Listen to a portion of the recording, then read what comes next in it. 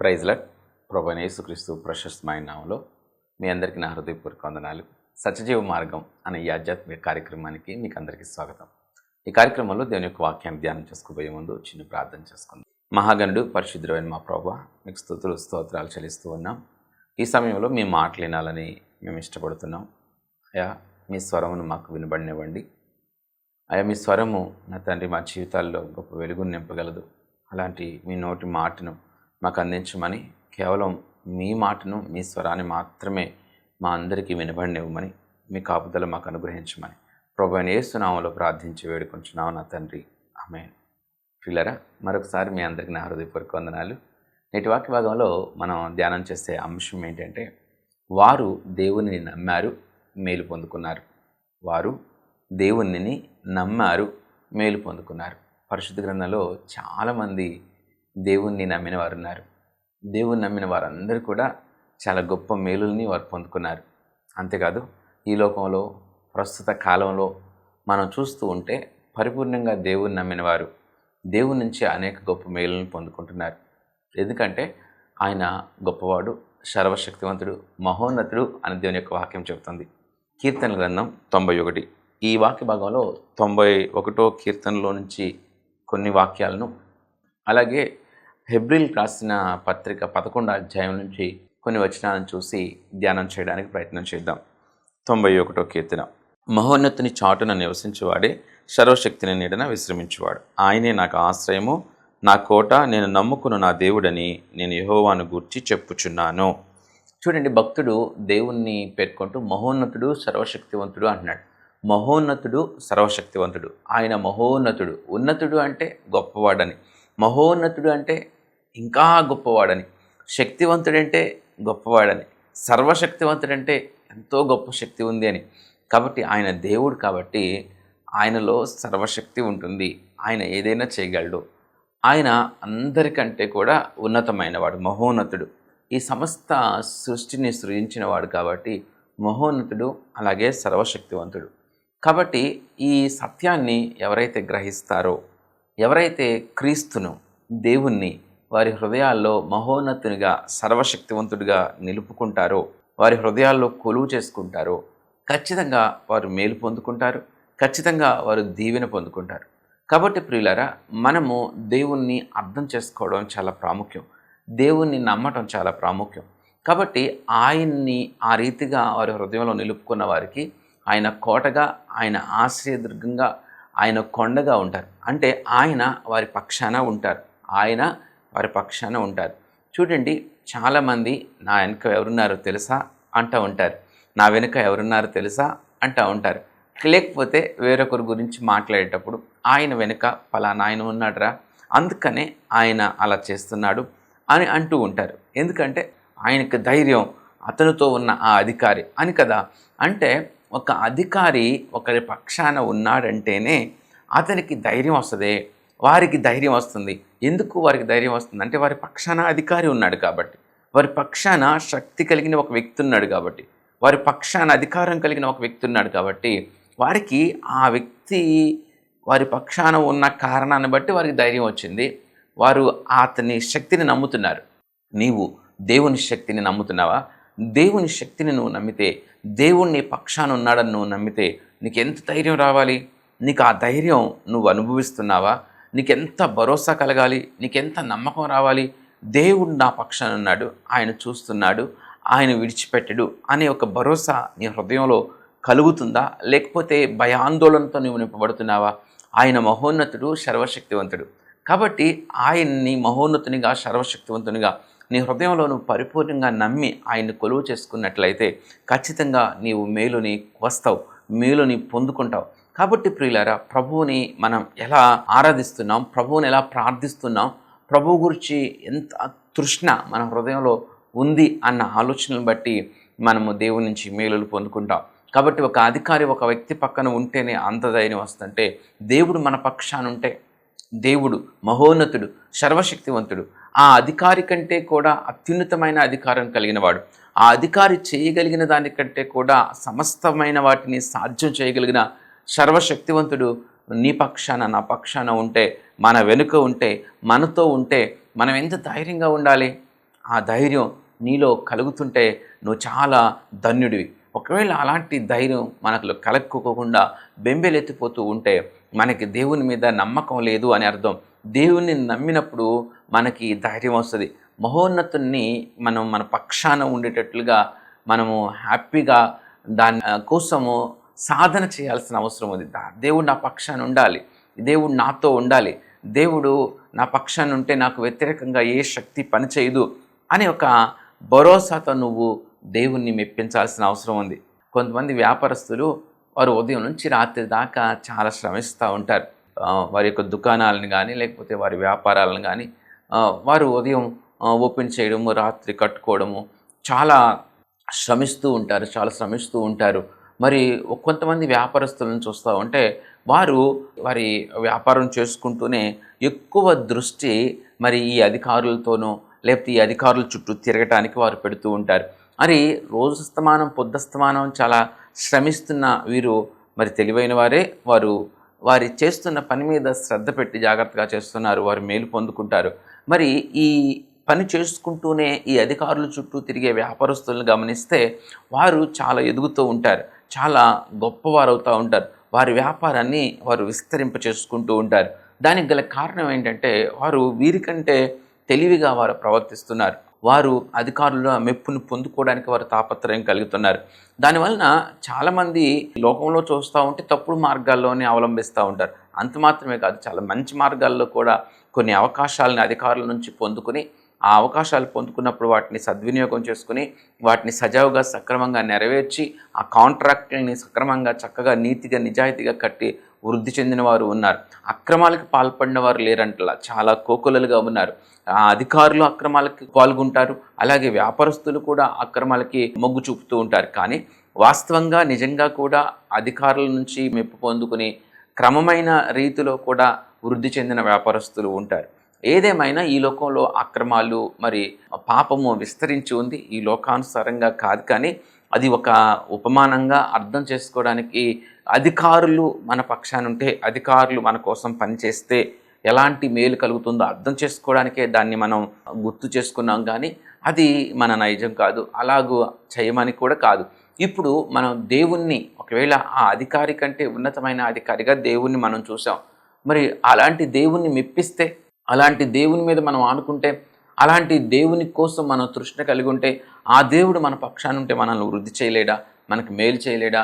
మనల్ని దీవించలేడా? మన కుటుంబానికి మేలు చేయలేరా? మన కుటుంబానికి కాపుదలనివ్వడా? మనకి క్షేమాన్ని ఇవ్వలేరా? ఖచ్చితంగా ఇవ్వగలరు. కాబట్టి ప్రియులారా, దేవుణ్ణి మెప్పించే స్థితి మన జీవితాల్లో ఉండాలి.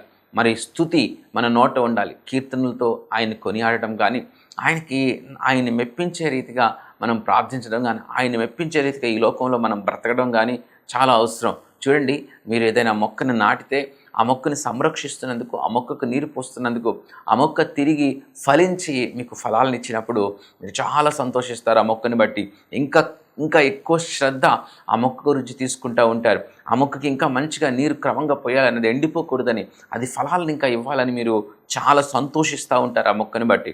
అలాగే దేవుడు మనల్ని సృజించి మనల్ని సంరక్షిస్తున్నందుకు మనం దేవునికి కూడా ఫలాలను ఇస్తే ఆయన మనల్ని బట్టి సంతోషిస్తాడు. అప్పుడు మనం ఆయన మెప్పును పొందుకుంటాం. ఆయన మెప్పును అప్పుడు మనం పొందుకుంటామండి. ఆయన మహోన్నతుడు, సర్వశక్తివంతుడు. అంతేగాని చర్చికి వెళ్ళొచ్చినంత మాత్రాన లేకపోతే కానుకలు ఇచ్చినంత మాత్రాన, చాలామంది కానుకలు ఇస్తారు, అన్ని అర్పణలు అంగీకరిస్తారు. కయ్యను అర్పించాడు, హేబేలు అర్పించాడు. ప్రియులారా, ఎవరి అర్పణ దేవుడు అంగీకరించాడు? హృదయం శుద్ధి కలిగిన వారి అర్పణను దేవుడు అంగీకరిస్తాడు. ఆయన మీద ప్రేమతో, ఆయన మీద ఆశతో, తృష్ణతో ఆయనకి నువ్వు అర్పణలు అర్పిస్తే ఆయన అంగీకరిస్తాడు, దానికి దీవెనిస్తాడు. కానీ నీవు లేకపోతే ఏదో ఒక దుర్బుద్ధి నీ హృదయంలో, నీ మనసులో పెట్టుకుని నువ్వు ఆయనకు అర్పణలు ఇస్తే ఆయన అర్పణలు అంగీకరించడు కదా. ఆయన మెప్పుని పొందుకోవడానికి నువ్వు పైకశాలు చేస్తే, అంటే మనుష్యులు అధికారుల దగ్గర కపటంగా నడుచుకుంటారు. వ్యాపారస్తులు అధికారుల దగ్గరికి వెళ్తారు. అధికారుల మీద వాళ్ళకి సరి అయిన ప్రేమ, గౌరవం లేకపోయినా వారు ప్రేమని, గౌరవాన్ని నటిస్తారు. ఎందుకంటే ఆ అధికారుల నుంచి ఏదో ఒక మేలు పొందుకోవాలని, ఏదో ఒకటి చేయాలని. కానీ మనుషులు అధికారుల దగ్గర నటించినట్లుగా నువ్వు దేవుని దగ్గర నటించగలవా? అది సాధ్యం కాదు. మనుషులు అధికారుల దగ్గర నటించినట్లుగా మనం దేవుని దగ్గర నటించలేము. ఆయన హృదయపూర్వకంగా మనం ప్రేమిస్తూ ఉంటే, ఆయన పట్ల తృష్ణ కలిగి ఉంటే ఆయన దీవిస్తాడు, హెచ్చిస్తాడు, మన అర్పణలు అంగీకరిస్తాడు. కయీను హేబేలు అర్పణల్లో హేబేలు అర్పణ అంగీకరింపబడింది. కాబట్టి హేబేలు విశ్వాసమును బట్టి తన హృదయంలో విశ్వాసముతో తను అర్పించాడు. ఆ అర్పణను దేవుడు అంగీకరించినట్లుగా మనం చూస్తూ ఉన్నాం. దేవుణ్ణి మెప్పించే విధానాల కోసం మనం తాపత్రయపడాలి, ఫలించాలి. మనం ఏం ఫలించాలి? ఆత్మఫలాలు ఏమనగా ప్రేమ, దీర్ఘశాంతం. అంటే ఏ ఫలాలు మనం కనిపించాలి మన లైఫ్లో, మన జీవిత విధానంలో, లైఫ్ స్టైల్లో ఏం కనిపించాలంటే ప్రేమ, దీర్ఘశాంతం, దయాళుత్వం, మంచితనం, ఆశా నిగ్రహం, ఈగో, సంతోషం, విశ్వాసం. ఇవన్నీ కూడా, ఈ ఆత్మఫలాలన్నీ కూడా నువ్వు ఫలిస్తున్నప్పుడు, నీలో కనిపిస్తున్నప్పుడు నిన్ను బట్టి దేవుడు మెచ్చుకుంటాడు, నిన్ను బట్టి దేవుడు సంతోషిస్తాడు. అప్పుడు ఆయన నీ పక్షాన నిలుస్తాడండి. ఆయన నీ పక్షాన ఉంటాడు, ఆయన నీతో ఉంటాడు. అప్పుడు నిన్ను దీవిస్తాడు, అప్పుడు నీకు శాంతి సమాధానాలు ఇస్తాడు, అప్పుడు మేలు నీకు కలుగుతుంది, ఆయన కృప నీకు తోడుగా ఉంటుంది. కాబట్టి మనము ఫలించి ఆయనని మెప్పించాలి. ఏం ఫలించాలి? ప్రేమ, దీర్ఘశాంతం. నీలో ప్రేమ ఉందా? ఎన్ని ఆత్మఫలాలు నాలో ఉన్నాయి అని మీరు ఎప్పుడైనా చూసుకున్నారా? నాలో ఎన్ని ఫలాలు నేను ఫలించాను? ప్రేమ అనే ఆత్మఫలం నేను ఫలించానా? దీర్ఘశాంతం అనే ఆత్మఫలం నేను ఫలించానా? దయాళుత్వం అనే ఆత్మఫలం నేను ఫలించానా? మంచితనం అనే ఆత్మఫలం నేను ఫలించానా? ఆశానిగ్రహం అనే ఆత్మఫలం నేను ఫలించానా? విశ్వాసం అనే ఆత్మఫలం నేను ఫలించానా? ఈ రీతిగా సంతోషం, నేను ఎప్పుడు సంతోషంగా ఉంటున్నానా? నేను విశ్వాసం కలిగి ఉంటున్నానా? నేను ప్రేమ కలిగి ఉంటున్నానా? నేను దీర్ఘశాంతం కలిగి ఉంటున్నానా? నేను దయాళుత్వం కలిగి ఉంటున్నానా? నేను మంచితనం కలిగి ఉంటున్నానా? పరిశుద్ధత కలిగి ఉంటున్నానా? ఎప్పుడైనా ఎన్ని ఫలాలు నువ్వు ఫలించావో ఆలోచించుకున్నావా? మనం ఫలాలు ఫలించి ఆయనను మెప్పించాలి. ఆయన మెప్పించినప్పుడు ఆయన మన పక్షాన ఉంటాడు. క్రియలు లేని విశ్వాసం మృతం కదా. క్రియలు ఉండాలి కదా. ఇయే క్రియలు. క్రియలు లేని విశ్వాసం మృతం. ఈ క్రియలు మనలో ఉన్నప్పుడు మనం దేవుని మెప్పుని పొందుకోగలుగుతాం. దేవుని మెప్పును పొందుకున్నప్పుడు ఆయన మన పక్షాన ఉంటాడు. వేటగాని ఊరిలో నుండి ఆయన నిన్ను తప్పించును, నాశనకరమైన తెగులు రాకుండా నిన్ను కాపాడును అని రాయబడి ఉంది. వేటగాడు మరి పన్నిన ఉచ్చులో, వేటగాడు పన్నిన ట్రాప్లో మనం పడిపోకుండా దేవుడు అనుగ్రహించిన ఈ జ్ఞానం, ఈ వెలుగు మనల్ని కాపాడుతుందండి. సో చాలా రకాల ట్రాపులు పెడతారు. ఏనుగులకి ఒక రకమైన ట్రాప్ పెడతారు, పక్షులకి ఒక రకమైన ట్రాప్ పెట్టవచ్చు. అలాగే మనకి బాగా తెలిసింది ఎలుకలకి పెట్టే ట్రాప్ మనకు తెలుసు, ఎలుకలకి మనం పెడతాం కదా. అలా వేటగాడు, అపవాది అయిన సాతాను రకరకాల ట్రాప్స్ పెడతాడు. ఆ ట్రాప్స్లో పడిపోకూడదు, ఆ ట్రాప్స్లో, ఆ శోధనల్లో పడిపోకూడదు. కాబట్టి ఆ ట్రాప్స్లో పడిపోయినప్పుడు, ఆ పాపాల్లో పడిపోయినప్పుడు మనము పాడైపోతాం, మనం దేవునికి దూరం అయిపోతూ ఉంటాం. దేవుని గురించిన తృష్ణ, తపన, దేవుని గురించిన అవగాహన, దేవుని గురించిన పరిపూర్ణమైన స్పష్టత మన హృదయంలో ఉన్నప్పుడు చిన్న పాపం చేసినా అది చాలా పెద్ద పాపంగా, చాలా భారభరితంగా హృదయం మారిపోతుంది. ఒకవేళ దేవుని గురించిన స్పష్టత, వాక్య జ్ఞానం నీ హృదయంలో లేకపోతే, దేవుని ఎడల నీకు ఆ స్పష్టత లేకుండా, దేవునికి సమర్పణ లేకుండా నీ ఉంటే ఎంత పెద్ద పాపం చేసినా ఎంత చిన్న పాపలా అనిపిస్తుంది. ఏముందమ్మా, ఎవరు చేయట్లేదు, ఏముందిలే, ఆ పాస్టర్ చేయలేదా, ఆవిడ చేయలేదా, ఈవిడ చేయలేదా అనుకుంటారు. ఏముందిలే, ఇలా చేస్తేనే బతుకుతా. ఎందుకంటే దేవుని గురించిన స్పష్టత వారికి ఉండదు, దేవుని గురించిన విశ్వాసం వారిలో ఉండదు, దేవుని గురించిన భయం వారిలో ఉండదు, దేవుని గురించిన భక్తి వారిలో ఉండదు. సాధారణంగా ఇంటి పక్కన ఉన్న ఆవిడ ఏదో, అక్క నీకు మోకాళ్ళ నొప్పులు కదా, ఏసై బాగు చేస్తాడు రా అక్క అంటే అలా మందిరానికి వెళ్ళారు. అలా మందిరానికి వెళ్ళినాక దేవుని గురించి సరిగా నేర్చుకోకపోవడం కారణంగా, దేవుని గురించిన స్పష్టత లేని కారణంగా, వాక్య జ్ఞానం వారి హృదయంలో లేని కారణంగా వారు దేవునిలో పరిపూర్ణతలోకి నడిపింపబడరు. ప్రియులరా, వాక్యం చాలా ప్రాముఖ్యం. వాక్యం దేవుని స్వరము. వాక్యం చదవాలి, వాక్యం వినాలి, చాలా స్పష్టంగా వినాలి. దేవుని మాటలన్నీ విన్నాక, దేవుని మనసంతా అర్థం చేసుకున్న తర్వాత మనము పరిపూర్ణతలోకి నడిపింపబడతాం. లేకపోతే మోకాలు నొప్పించ తగ్గించడానికో, లేకపోతే పిల్లలకి పెళ్ళిళ్ళు చేయడానికో, లేకపోతే ఇల్లు కట్టుకోవడానికో, ఉద్యోగం ఇవ్వడానికో, అందుకే దేవుడు అన్నట్టు నీ హృదయంలో మిగిలిపోతుంది. అంతవరకే అనుకుంటావు. దేవుడు దేనికో నీకు అర్థం కాదు. యేసు ప్రభుని ఎందుకు నమ్మాలో, ఎందుకు విశ్వసించాలో, ఎందుకు వెంబడించాలో, ఎందుకు నీ బ్రతుకుని సరిచేసుకోవాలో అర్థం కానప్పుడు బ్రతుకుని సరిచేసుకోరు. అలా పక్కింటి వాళ్ళతో, ఇంట్లో వాళ్ళతో పోట్లాడుతూనే ఉంటారు. ఇంట్లో వాళ్ళకి నెమ్మది లేకుండానే చేస్తూ ఉంటారు.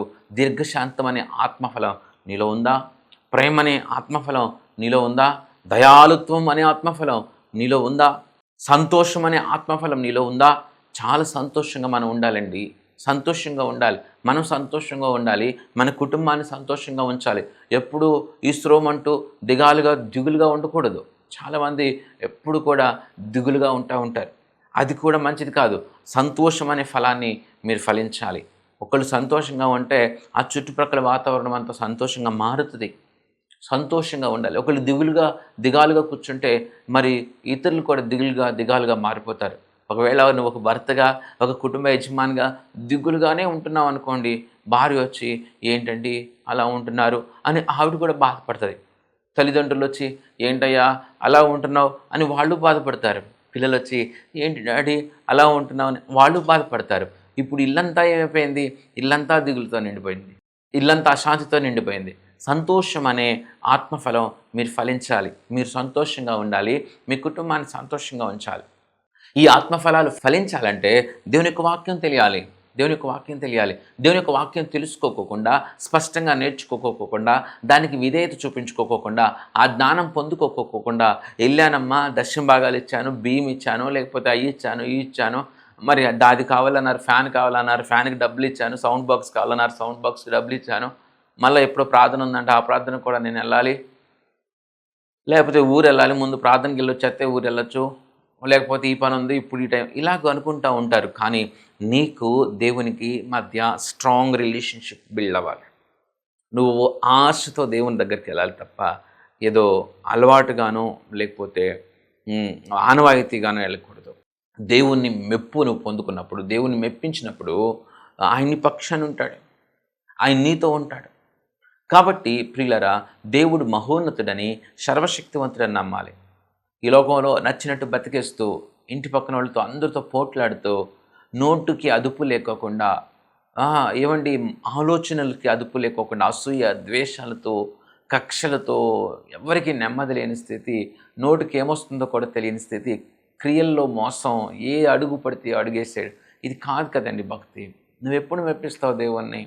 అలా చేస్తూ నేను కానుకలు ఇచ్చి, లేకపోతే నేను పరిచయం చేస్తున్నాను, నేను అంటులు తోముతున్నాను, నేను చర్చి ఊడుస్తున్నాను, నేను చాలా పని చేస్తున్నాను చర్చిలో అనుకుంటున్నారేమో.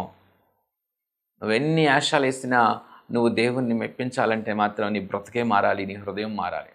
బ్రతుకు హృదయం మారడం చాలా ప్రాముఖ్యం అండి, చాలా ప్రాముఖ్యం. ఫలాలు ఫలించడం చాలా ప్రాముఖ్యం. ఆత్మఫలాలు ఫలించడం చాలా ప్రాముఖ్యం అండి. ఆత్మఫలాలను ఫలించినప్పుడు మొదట మేలు కలిగేది ఎవరికో తెలుసా? మొదట నీకే మేలు కలుగుతుంది, తర్వాత నీ కుటుంబానికి మేలు కలుగుతుంది, తర్వాత నీ స్నేహితులకి, నీ బంధువులకి, నీ సంఘానికి, నీవు నివసిస్తున్న సమాజానికి నీ వాళ్ళని మేలు కలుగుద్ది. నీవు ఆశీర్వదింపబడిన వాడుగా ఉంటావు, ఆశీర్వదింపబడిన దానివిగా ఉంటావు, నీవు అనేక మందికి మేలుకరంగా ఉంటావు. కాబట్టి ప్రియులారా, దేవుడు మహోన్నతుడు, సర్వశక్తివంతుడు. ఆయనని పరిపూర్ణంగా మన హృదయంలో నిలుపుకొని, ఆయన మన పక్షాన ఉండేటట్లుగా, ఆయన్ని మెప్పించే వారంగా మనం ఉండాల్సిన అవసరం ఉంది. ఎంతోమంది పరిశుద్ధ గ్రంథంలో ఆయన్ని మెప్పించారు. అసలు విశ్వాసం అంటే ఏంటి? హెబ్రీయులకు రాసిన పత్రికలో చాలా స్పష్టంగా రాయబడింది. విశ్వాసం అంటేనంట అదృశ్యమైంది అంటే కంటికి కనిపించింది, ఉంది అని నమ్మటమేనంట. విశ్వాసం అంటే కంటికి కనిపించిన దాన్ని ఉంది అని నమ్మటమే విశ్వాసము అని హెబ్రీయులకు రాసిన పత్రిక 11వ అధ్యాయం 1వ వచనం చెప్తుంది. విశ్వాసం అనున్నది నీ కంటికి కనిపించినది, అదృశ్యమైంది, నీవు నిరీక్షించేది ఉంది అని నమ్మటమే విశ్వాసం. దేవుడు ఉన్నాడు అని నమ్మటమే విశ్వాసం. దేవుడు చూస్తున్నాడు అని నమ్మటమే విశ్వాసం. దేవుడు ఫలమిస్తాడు, ఫలము దయచేస్తాడు అని నమ్మడమే విశ్వాసం. దేవుడు నా పక్షాన ఉంటాడు అని నమ్మడమే విశ్వాసం. పరలోకం ఉంది అని నమ్మటమే విశ్వాసం. ఎందుకంటే ఇవన్నీ ఇప్పుడు మన కంటికి కనిపించటంలా, ఇవన్నీ అదృశ్యమైనవి, ఇవన్నీ నిరీక్షింపబడేవి. చూడండి, హెబ్రీయులకు రాసిన పత్రిక 11వ అధ్యాయం 1వ వచనం నుంచి, విశ్వాసం అనున్నది నిరీక్షింపబడు వాటి యొక్క నిజస్వరూపమును, అదృశ్యమైనవి ఉన్నవి అనుటకు రుజువునై ఉన్నది. అదృశ్యమైనవి, కంటికి కనిపించినవి ఉన్నవి అని నమ్మటమే విశ్వాసం. విశ్వాసము లేకుండా ఒకడు దేవునికి ఇష్టడుగా ఉండుట అసాధ్యం. చూడండి, విశ్వాసమును బట్టి విశ్వాసమును బట్టి హానోకు మరణం చూడకుండా కొనిపోబడెను. అతడు కొనిపోబడక మునుపు దేవునికి ఇష్టడై ఉండినని సాక్ష్యం పొందాడు. దేవునికి ఇష్టడై ఉన్నాడని సాక్ష్యం పొందాడు. దేవునికి ఇష్టంగా మనం ఉండాలి. దేవునికి ఇష్టంగా మనం ఉన్నప్పుడు మేలులు పొందుకుంటాం.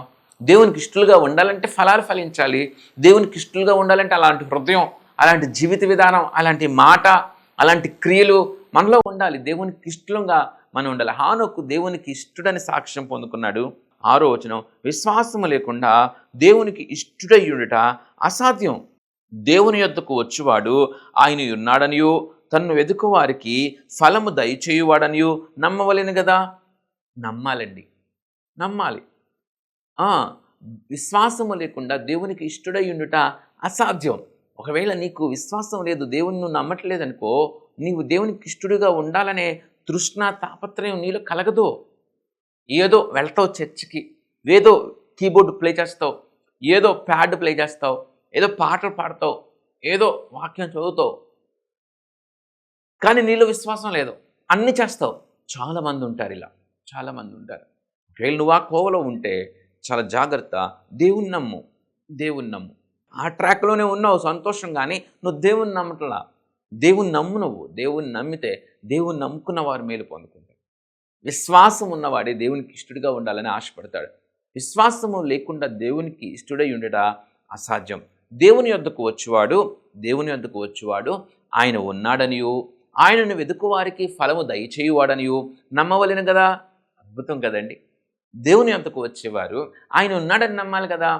ఆయన వెదుకు వారికి, ఆయన వెంబడించే వారికి, ఆయన మెప్పును పొందుకునే వారికి ఆయన ఫలము దయచేయవాడని నమ్మాలి కదా. దేవుడు ఉన్నాడండి. ఆయన మహోన్నతుడు, సర్వశక్తివంతుడు, ఈ సర్వ సృష్టిని సృజించిన సృష్టికర్త, అద్భుతములు చేయగలిగిన దేవుడు ఆయన. దేవుణ్ణి నమ్మాలి మనం. చాలామంది విశ్వాసమును బట్టి దేవుణ్ణి నమ్మి గొప్ప గొప్ప కార్యాలను చేశారు. 7వ వచనం, విశ్వాసమును బట్టి నోవాహు అది వరకు చూడని సంగతులను గుర్చి దేవుని చేత హెచ్చరింపబడి భయభక్తులు గలవాడై తన ఇంటి వారి రక్షణ కొరకు ఒక ఓడను సిద్ధము చేసెను. అందువలన అతడు లోకం మీద నేరస్థాపన చేసి విశ్వాసమును బట్టి కలుగు నీతికి వారసుడాయను. 8వ వచనం, అబ్రహాము పిలువబడినప్పుడు విశ్వాసమును బట్టి ఆ పిలుపునకు లోబడి తాను స్వాస్థ్యముగా పొందనయున్న ప్రదేశమునకు బయలు వెళ్ళెను, మరియు ఎక్కడికి వెళ్ళవలెనో అది ఎరుగకే బయలు వెళ్ళెను. 11వ వచనం, విశ్వాసమును బట్టి సారాయు వాగ్దానము చేసిన వాడు నమ్మదగిన వాడిని ఎంచుకొనెను గనుక తాను వయస్సు గతించినదైనను గర్భము ధరించుటకు శక్తి పొందుకొనెను. 17వ వచనం, అబ్రహాము శోధింపబడి విశ్వాసమును బట్టి ఇస్సాకును బలిగా అర్పించెను.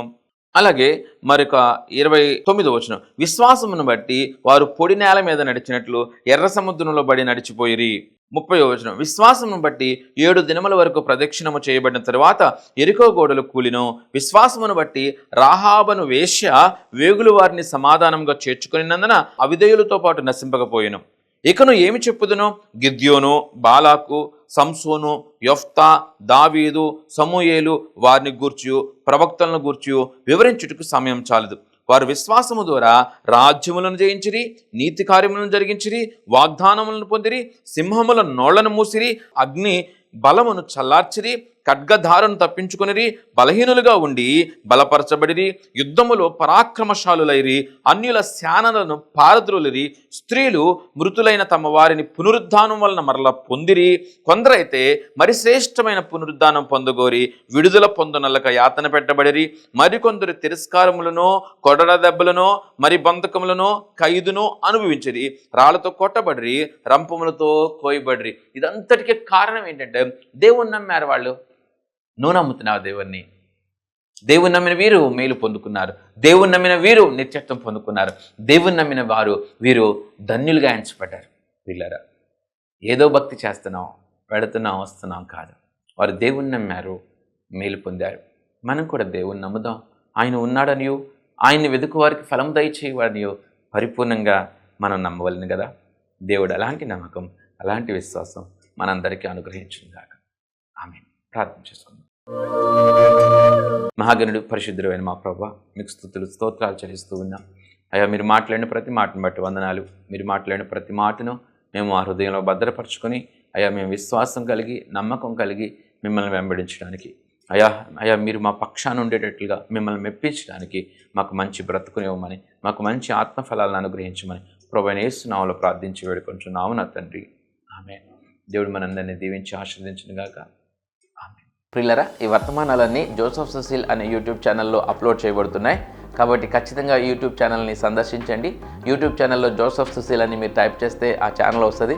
మరి ఇతర వర్తమానాలను కూడా ఖచ్చితంగా వినండి. అలాగే ఈ వర్తమానాలు ప్రవచన్ టెలివిజన్లో ప్రతి ఆదివారం ఉదయం 7:30కి, సాయంత్రం 7:30కి ప్రసారం అవుతూ ఉన్నాయి. ఖచ్చితంగా వాటిని కూడా వీక్షించమని మీకు మనవి చేస్తూ ఉన్నాను. దేవుడి ప్రకటన దీవించును గాక. ఆమేన్. ప్రియమైన సహోదరి సహోదరులారా, మీకు నా హృదయపూర్వక వందనాలు తెలియచేస్తున్నాను. మీ ఆత్మీయ జీవితం ఎలా ఉంది? ఈ జీవన పయనంలో ఎదురయ్యే శోధనలలో విజయం పొందుకుంటున్నారా? మంచిది. మనం శోధనలను సహించి విజయం పొందటం ద్వారా మన పరలోకపు తండ్రి ఎంతో సంతోషిస్తారు. ప్రార్థనకు, వాక్య ధ్యానానికి, పాటలతో ప్రభువును స్తుతించడానికి నీవు ఖచ్చితంగా ప్రతిరోజు సమయం కేటాయించాలి. అప్పుడే నీవు లోకంలో ఉంటూనే నిష్కలంకంగా జీవించగలవు. చెట్టు మంచిదైతే విత్తు మంచిదవుతుంది. యథా రాజా తథా ప్రజ. మంచి కాపరిని కలిగిన మందలు ధన్యమైనవి. చిన్న కుటుంబం చింతలు లేని కుటుంబం. పెద్ద సంఘం కావాలి అని కాదు, మంచి సంఘం కావాలి అనుకోవాలి. అట్టహాసాలకి, ఆడంబరాలకి, ఆటపాటలకి ఆకర్షితులు కాక ప్రభువుకు సంపూర్ణ విధేయత చూపిస్తూ మంచి నడవడిక, మంచి సాక్షి జీవితం, మంద పట్ల బాధ్యత కలిగిన కాపరిని ఎంచుకోవాలి. ఆ సంఘంతోనూ ఆ సేవకునితోనూ తద్వారా ప్రభువుతో అంటుకట్టబడి ఉండాలి. మీ కష్టార్జితం, మీ దశమ భాగాలు మీరు సంతోషంగా దేవునికి కానుక ఇవ్వాలనుకున్నప్పుడు వాటిలో శ్రేష్టమైనవి, అత్యధికమైనవి మీ సంఘ కాపరికి మాత్రమే ఇవ్వాలి. మంద కాచేవాడు మంద పాలుకి అర్హుడు. ఎక్కడో ఉండే టీవీ వర్తమానికుడు ఎంతవరకు నీ మంచి చెడ్డ పట్టించుకోగలడు?